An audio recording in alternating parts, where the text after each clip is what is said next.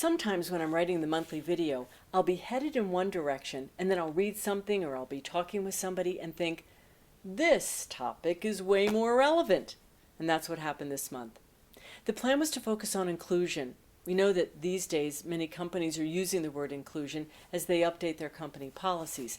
But the big question to answer is this: how will they turn words into action, finally? So I was looking through my notebooks for examples of ways that inclusion is already being practiced by influential business leaders. And then I found this. It's hard to see, but it's a clipping from a 2018 column in the Sunday New York Times called Table for Three. In the column, Philip Galanes would interview a pair of fascinating people on a variety of topics. This interview is called Passing the Torch, with Denzel Washington and the Black Panthers' Michael B. Jordan. The last part of the interview was so compelling that I cut it out and taped it into my notebook. Here's what moved me. During the conversation about their lives as actors, Michael B. Jordan said, "People like us, actors of color, we don't get a lot of second chances. It's a different type of scrutiny. Knowing that it's not all fair and equal, you've got to make smart decisions in the moment."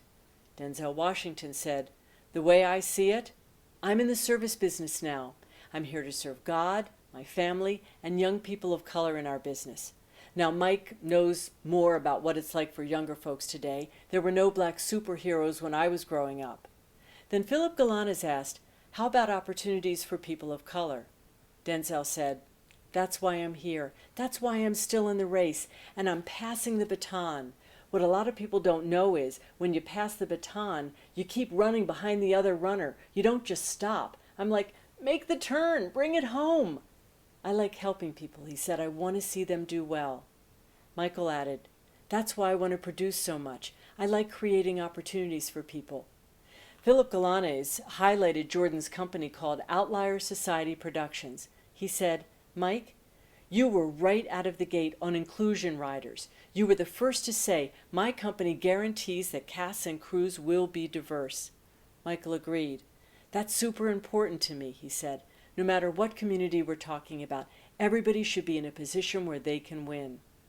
Denzel, "I'm just wired that way." Michael, "My path is my path. I'm running my race, but we can still encourage each other." Denzel, "What's the harm in that? You'll never see a U-Haul behind a hearse." Given the times we're living in, there's an irony that I found this newspaper clipping when I did. Let's all be observant of the signs that we see in our reading, in our conversations, in the lives that we lead. May diversity and inclusion finally become the rule, not the exception. Thanks for watching and for listening.